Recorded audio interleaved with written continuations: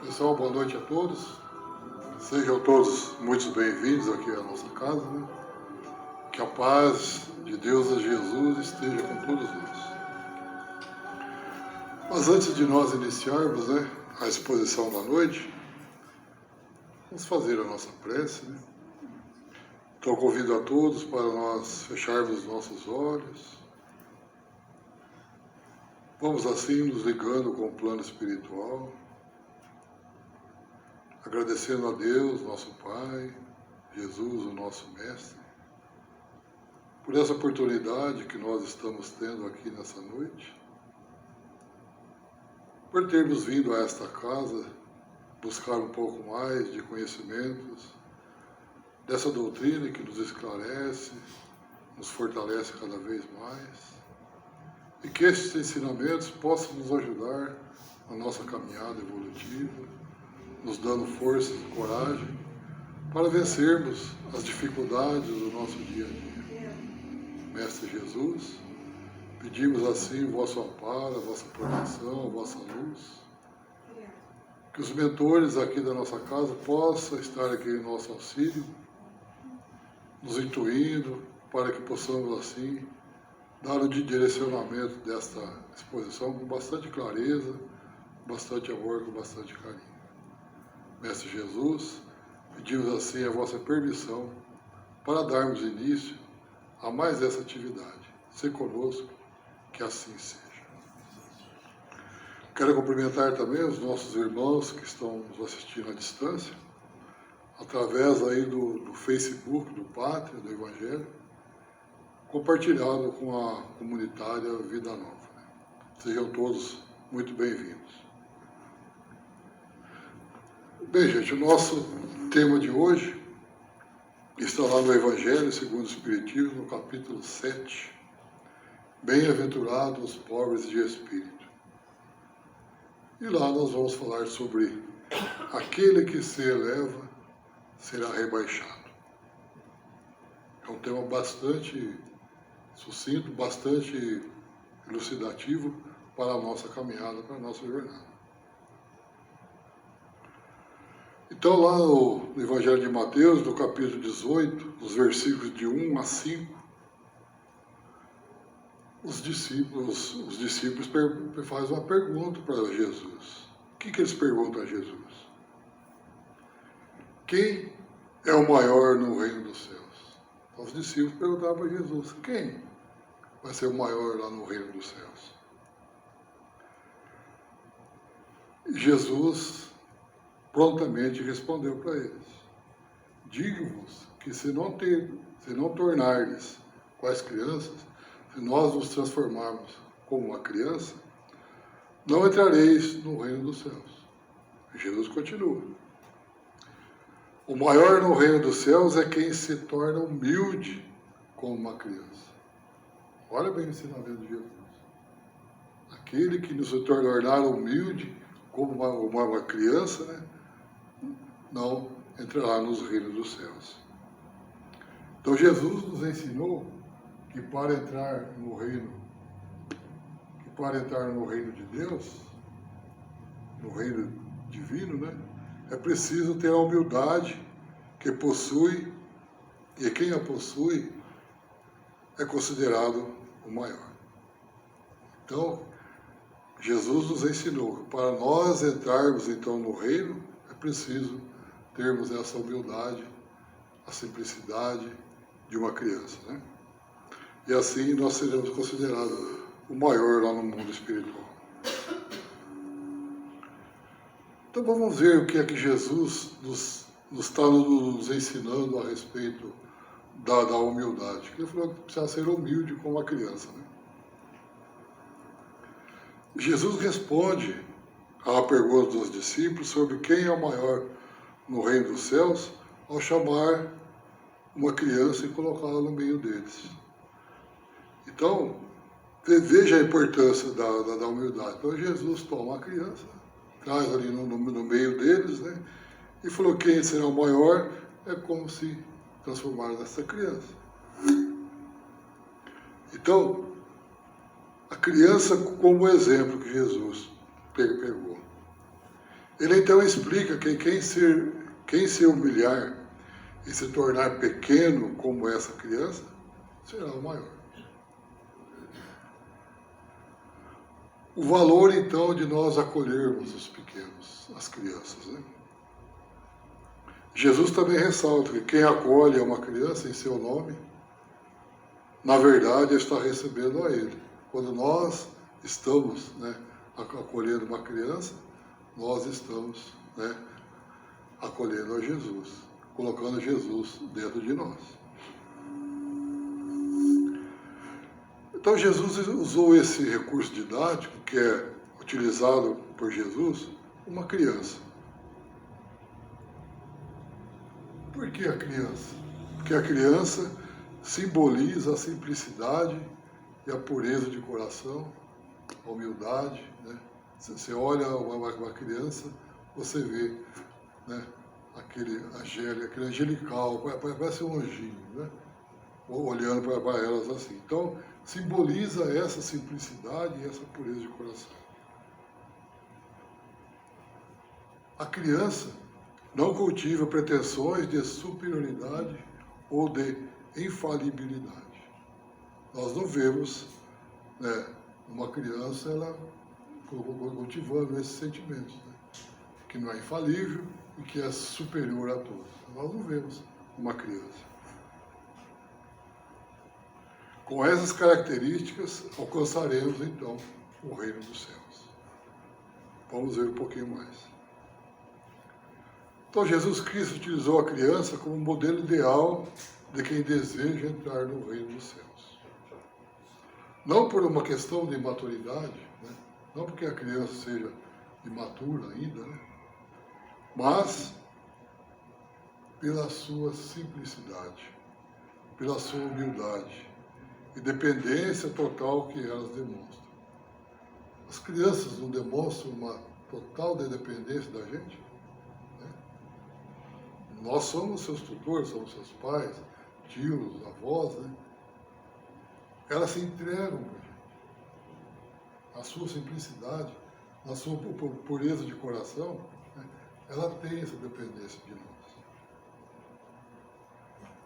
Ter uma fé confiante, dependente, como a de uma criança, que se entrega aos pais, como que nós falamos.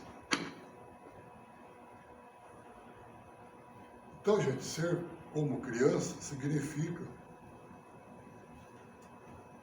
abandonar a malícia, a astúcia, o egoísmo.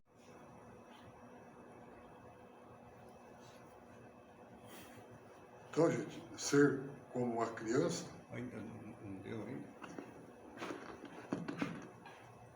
Ser como uma criança significa, então, abandonar a malícia, a astúcia, o egoísmo, buscando, então, a simplicidade de coração. E a pureza do coração é inseparável da simplicidade. Estão sempre juntas. E da humildade. Exclui toda a ideia de egoísmo e toda a ideia de orgulho. Então, a pureza do coração dessas crianças, né, é que chamou a atenção de Jesus. Por isso é que Jesus toma a infância como emblema dessa pureza, do mesmo modo que a tomou como da humildade. Então Jesus, né, toma a criança como um emblema, né, de simplicidade, de humildade, de pureza de coração, né, daquele rostinho angelical.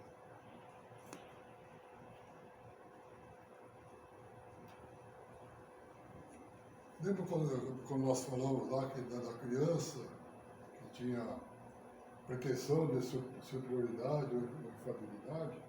A criança não tem. Por quê? Vamos ver. Você já viu numa criança atitude arrogante e vaidade exagerada? Não tem. Tendência a inferiorizar as outras pessoas para se sentir superior? Busca constante por ser o centro das atenções? Dificuldade em aceitar críticas ou reconhecer as falhas? Né? Exigência de relevância e reconhecimento contínuo? Para a criança quer receber esses reconhecimentos, né?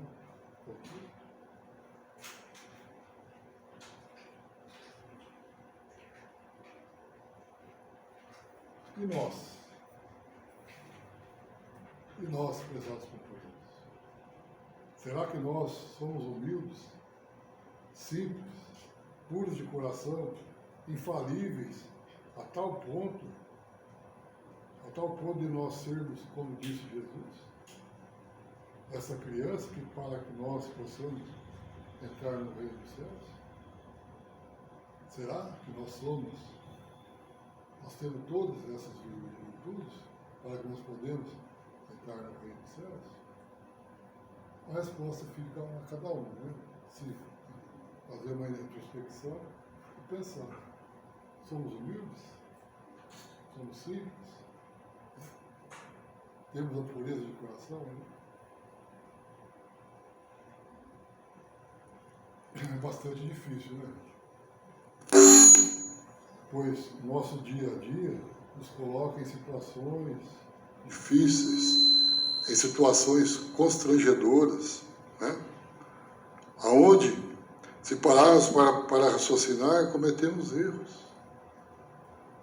Nós cometemos erros. Nós ainda somos espíritos em evolução. Nós somos falíveis. Às vezes, até mesmo, nós esquecemos que nós temos o conhecimento da doutrina espírita. Nós metemos os pés pelas mãos, às vezes que nós nos encontramos irados. Acontece. As situações do nosso dia a dia nos constrangem. É difícil. Nós temos que nos educar. Educar sempre. E precisamos começar. Quando nós precisamos começar? Hoje, agora. Nós precisamos buscar esse entendimento, né? Se nós ainda não conquistamos essas virtudes, trabalhemos para isso. Para que nós possamos, né, nos transformar nessa criança e ganhar o reino dos céus. Dando sequência, então, o pedido de uma mãe está lá em Mateus, no capítulo 20, os versículos de 20 a 28. Então a mãe, chegando para Jesus, peço-te que esses meus 2 filhos tenham o assento no seu reino. Um à sua direita e o outro à tua esquerda.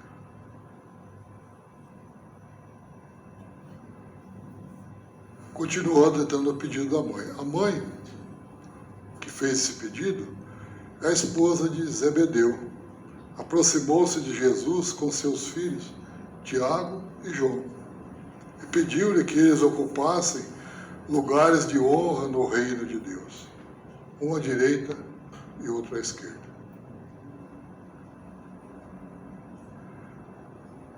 Para nós termos entendimento, Zebedeu era um pai amoroso e pescador na Galileia, próspero, que ao conhecer Jesus, supera o temor da lei rígida daquela época, né? E aceita com gratidão a missão dos filhos, Tiago e João, como apóstolos. Então, Zebedeu, casado, né, com a Salomé, que é a mãe que fez o pedido para Jesus. E a resposta de Jesus. Veja bem a resposta de Jesus. Jesus questionou a mulher sobre o que ela queria e depois que ela fez o pedido, disse: vocês não sabem o que estão pedindo. Resposta de Jesus: vocês não sabem o que estão pedindo. Ele também perguntou aos filhos se eles eram capazes de beber do terrível cálice do qual eu logo vou beber. E o Tiago e o João responderam que sim. Esse cálice, gente, não é aquele, né, aquele cálice lá que você coloca um vinho, coloca uma água, um refrigerante. Não é esse cálice.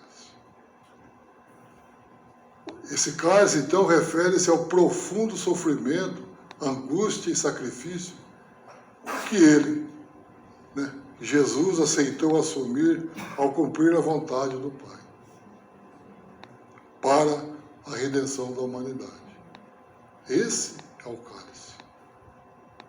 Que ele aceitou todo o sofrimento, toda a angústia por nós, para a redenção de toda a humanidade. Este cálice representa a ira de Deus contra o pecado, que Jesus assumiu sobre si mesmo na cruz. Que ele iria logo beber desse cálice. O ensinamento, então, que Jesus nos deu.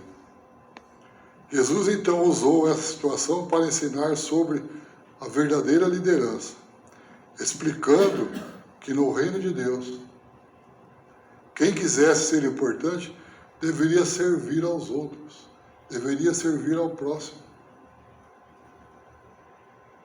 e não buscar um lugar de poder. Servir ao próximo.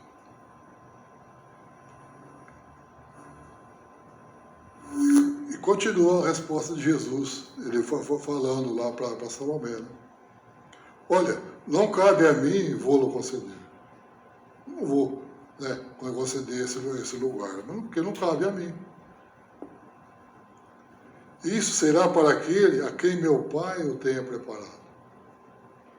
Então Deus prepara para cada um de nós o que nós fizermos, do nosso merecimento. Não é a gente querer ficar lá, né? Você merece? Aquele que quiser tornar-se o maior, seja o vosso servo, seja o servidor. E aquele que quiser ser o primeiro, seja o vosso escravo.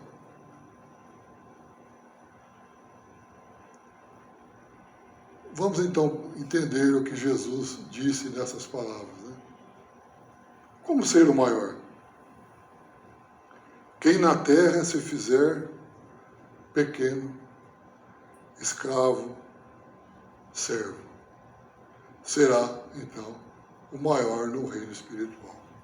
Vamos entender isso então, gente. Então a frase que na terra se fizer de servo, escravo e pequeno, faz referência direta aos ensinamentos de Jesus. Vai lá, direto nos ensinamentos de Jesus, que estimulou seus seguidores a praticarem a humildade e servirem ao próximo. Humildade e servir ao próximo. Quem na terra se fizer, Lembra? A pessoa que se faz servo, escravo e pequeno é aquela que, seguindo o exemplo do Cristo, ela vai esvaziar-se de si mesma. Pois nós vamos entender o que é esse esvaziar, tá? Embora tivesse a natureza de Deus, Jesus tivesse a natureza de Deus, Jesus não considerou a igualdade com Deus algo a que devesse se apegar, mas ele se esvaziou-se de si mesmo, assumindo a condição de servo e tornando-se semelhante a todos nós. Semelhante a todos nós na sua passagem aqui na Terra. Então, o que nós podemos entender de esvaziar-se de si mesmo? Esvaziar-se de si mesmo é baseado lá em Filipenses 2.2:7, capítulo 2, versículo 7. Significa, então, renunciar ao orgulho, vaidades, egoísmo e autossuficiência para dar lugar à vontade de Deus e ao amor do próximo. E ao amor ao próximo. Então, isso que é esvaziar-se, tirar todas essas coisas ruins que só nos faz mal, esvaziar-se, e o amor ao próximo. É um ato voluntário de humildade, né? Quando Jesus se esvaziou-se é um ato de humildade. Seguindo o exemplo de Jesus, que abriu a mão de seus privilégios divinos. Por que Jesus abriu a mão dos seus privilégios divinos? Para servir, para nos ajudar, para nos mostrar o caminho da redenção, né? Jesus deixou de lado seus privilégios divinos, assumindo a forma humana, né? Assumiu a forma humana e obedecendo a Deus, né? Até a morte da sua cruz, por amor. Amor por quem? Por todos nós, né? Ele humilhou-se sendo obediente até a morte, e nós sabemos, na cruz, né? Serve aos outros. Jesus ensinou que qualquer que entre vós quiser ser o primeiro, qualquer entre nós, seja o vosso servo. E ele demonstrou isso ao lavar os pés dos discípulos. Nós sabemos dessa passagem, né? Um ato que simboliza a verdadeira grandeza no serviço humilde, da humildade de Jesus, do amor que ele tem por todos nós. E Jesus reconhece, então, a sua dependência de Deus, reconhecendo assim a sua dependência de Deus. A verdadeira humildade envolve reconhecer que todos os dons e conquistas vêm de Deus. Então, todos os dons que nós temos, todas as conquistas que nós conseguimos nessa passagem, vêm de Deus. Deus nos coloca no nosso caminho, nos dá a força para nós vencermos, para nós buscarmos essas conquistas, esses dons, né? Com tudo isso, será o maior no mundo espiritual. Se nós conseguirmos, né, fazer tudo isso, seremos o maior no mundo espiritual. Agora, ao contrário, quem se elevar na arrogância, no orgulho e na vaidade, será humilhado no plano espiritual. Vamos entender, então, isto. Quem se eleva no orgulho, na vaidade e na arrogância, tende a enfrentar uma série de consequências negativas. Vocês já conversaram com uma pessoa arrogante, né?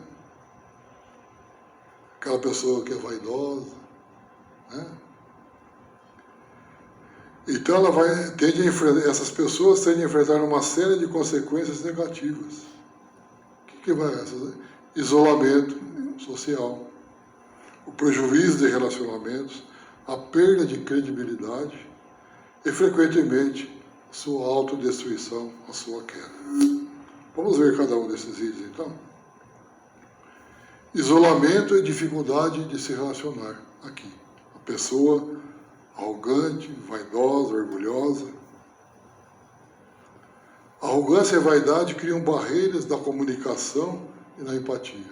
Ela tem dificuldade de se comunicar, tem dificuldade de se colocar no lugar dos outros, porque ela é arrogante, vaidosa, orgulhosa. Essas pessoas, esses indivíduos orgulhosos, têm dificuldade em pedir desculpas. Você já viu algum orgulhoso? Oh, você me desculpa aí do que eu fiz errado? Tem não. O seu orgulho fala mais alto. O que danifica relacionamentos pessoais e profissionais. Uma pessoa assim, arrogante, né? Tem um determinado período no trabalho, logo, né, essa pessoa vai sendo, né, deixada de lado pela sua arrogância, pela sua vaidade. Perda de credibilidade e reputação. Com o tempo, essa postura torna evidente, resultando em perda de confiança e respeito por parte dos outros. Você vê aquela pessoa arrogante, você vai ter confiança nela? Dificilmente, né? Respeito, então, também não. Falta de crescimento pessoal. Orgulho impede a autocrítica. Né? A pessoa não olha para si e fala, poxa, acho que eu pisei na bola aqui, escorreguei ali. Não. O orgulho impede essa autocrítica. E essa autocrítica é saudável. É a aceitação de feedback que são essenciais para o aprendizado e o crescimento. O feedback é um retorno. Vamos citar um exemplo. Nós estamos aqui, todos nós, e nós vamos fazer um trabalho. Você faz isso, você faz aquele outro. Cada um começa a fazer o seu trabalho e vai ser, aqui eu estou com problema aqui, você vai ajudar, o outro vai ajudar. Esse feedback, para que nós possamos crescer e evoluir. A gente não sabe tudo, a gente aprende. Né? A vida é um eterno aprendizado. Esse relacionamento, né? Esse retorno que faz, então, para o nosso aprendizado, para o nosso crescimento. Senão a pessoa tende a repetir os mesmos erros. Então, tem que ter esse retorno. Conflitos constantes. Ela vai viver em eterno conflito. Né? Devido ao seu ego exagerado, pessoas orgulhosas tendem a reclamar muito e entrar em conflito frequentemente com os outros. Né? Pessoa orgulhosa. Esse ego seu exagerado. Insegurança oculta. Veja que importante isso. Frequentemente a arrogância e a vaidade excessiva são vistas como máscara. A pessoa que tem uma baixa autoestima, não sabe nem o valor que ela tem, ela bota a máscara da arrogância, da vaidade, se esconde atrás. Né? Se esconde atrás. Isso é uma forma de mascarar as dúvidas internas sobre o seu próprio valor. Ela não se conhece a si mesma. Em resumo, a atitude de se levar em orgulho, vaidade e arrogância resultam em prejuízos significativos para todos nós. Por quê? Porque ela vai afastando a pessoa da humildade. A virtude que combate esses vícios. A gente precisa buscar na humildade para ter essa ferramenta que combate esses nossos vícios. E levando a resultados prejudiciais. Que é uma pessoa arrogante só prejudica ela mesma, ela se prejudica a si mesma. Em todas as suas áreas da sua vida. Então, agindo desta forma, será humilhado no plano espiritual. Bom, tem uma passagem aqui de Jesus, acho que todos nós já ouvimos falar ou conhecem, né? Foi o convite feito a Jesus para jantar na casa de um fariseu.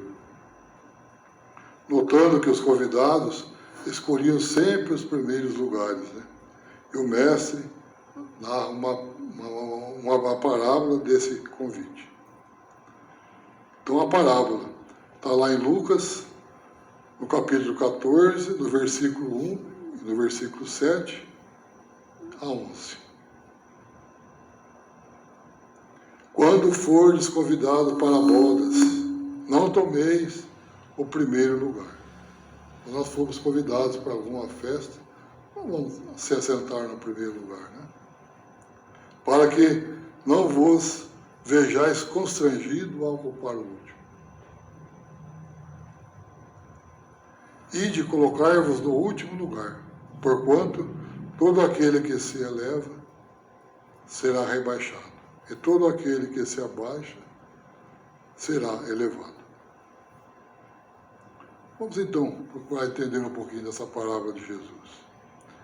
Jesus ensina sobre a humildade e generosidade ao observar os convidados que estão lá disputando os primeiros lugares, né? Lugar de honra desse banquete. Veja aí, uma mesa farta aí, né? Ele aconselha sentar-se no último lugar para ser exaltado, ao invés de humilhado, concluindo que todo aquele que se exalta será humilhado, e o que se humilha será exaltado. Jesus repreende a busca por status e honra própria. Jesus repreende essa busca nossa para ser os primeiros lugares.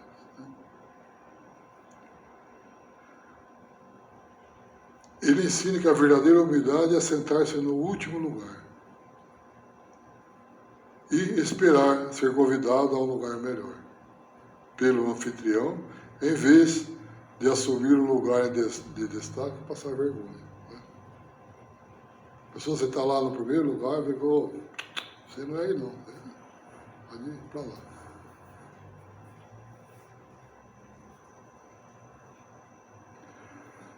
E a recompensa por essas ações que nós estamos fazendo não é terrena, mas virá na recompensa divina, destacando o valor da generosidade de cada um. Então, gente, busquemos, então, cada um de nós, né, este lugar onde nós possamos ser convidados para tomar um lugar melhor. Busquemos essa, para nós termos esse valor não terreno, mas o valor divino. Quase acabando, gente. As inversões, né? Quando nós estamos aqui, quando nós estamos no mundo espiritual. A primeira situação, os grandes no mundo espiritual podem ser os pequenos na Terra. Quando nós estamos vendo essa imagem aqui, vem em missão, né? Os missionários. Os maiores na Terra podem ser os pequenos no mundo espiritual. Nós vemos aqui a figura de um rei, depois ele está lá no mundo espiritual, né? Numa situação difícil. A segunda situação, numa encarnação de posição elevada. Né? Aí, nessa encarnação de posição elevada, reencarna e passa daquela forma lá.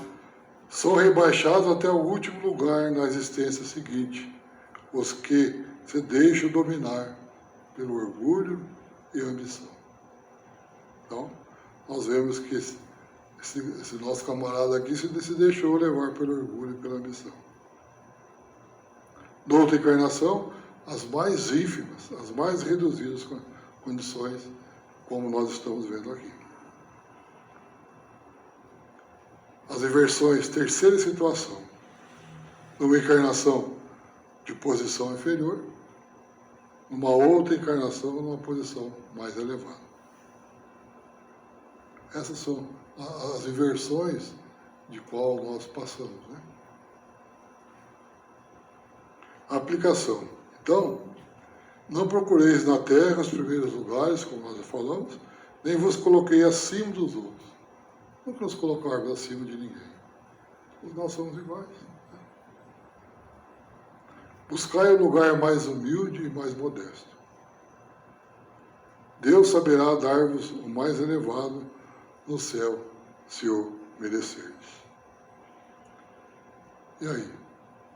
Tomemos o primeiro ou tomemos o último?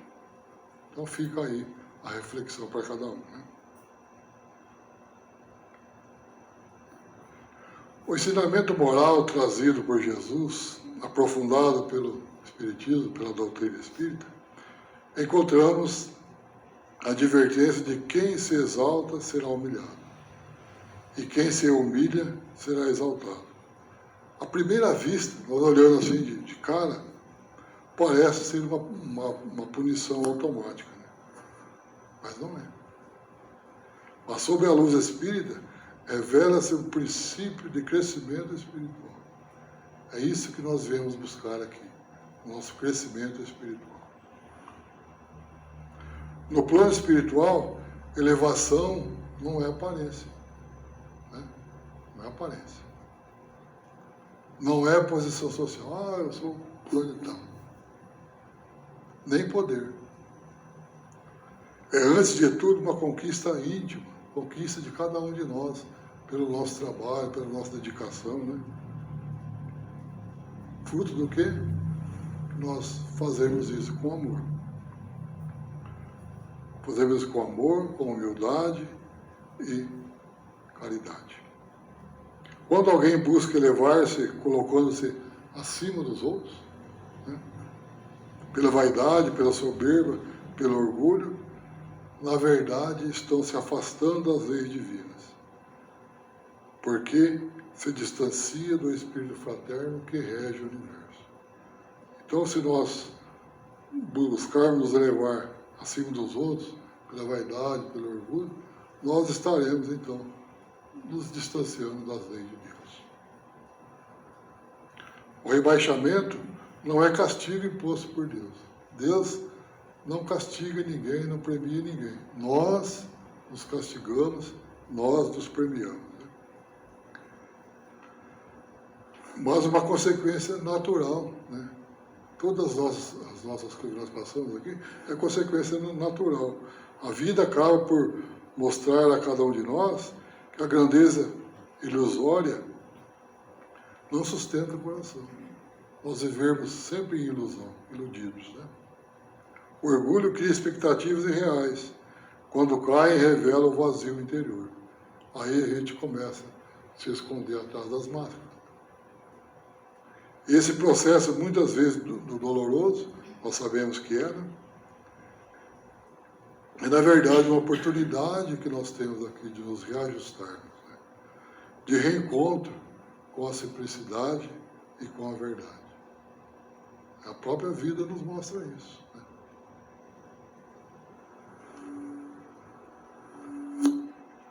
De outro lado, aquele que se humilha, no sentido espírita de ser simples, sincero, paciente, servidor, não busca destaque, mas sim sintoniza com o bem. É exatamente essa sintonia que o eleva. Nós estarmos sempre sintonizados com o bem. Essa sintonia faz que nós possamos nos levar, nos crescer. A humildade não diminui ninguém. Muitas pessoas ainda falam, você é humilde, mas é bem bobo. Né? Não é assim, não. Né? Deixa que os outros fazem o que querem. Não é assim. Humildade não é isso. Não diminui ninguém. Ela abre portas no mundo espiritual, porque aproxima a alma dos espíritos superiores. Veja que importante. Né? Veja que importante. Né? A humildade não diminui. Ela nos aproxima dos espíritos superiores. Que lá nós sabemos que vibra o amor. Então, gente, a verdadeira elevação, portanto, não se exige. Ela acontece naturalmente. Não se exige. Ela acontece naturalmente. Quando o coração aprende a amar. No sentido amplo da palavra. Amor por todas as pessoas. Né? Bem, gente. Em cima da hora, né? Mas é isso que eu tinha para passar para hoje, né? E agora nós vamos para a segunda parte, que são os passes. E aqueles que ficarem aqui no salão, né? Fazem orações e vibrações para os nossos irmãos passistas que estão lá fazendo os passes, né? Que cada um possa receber aquilo do seu merecimento.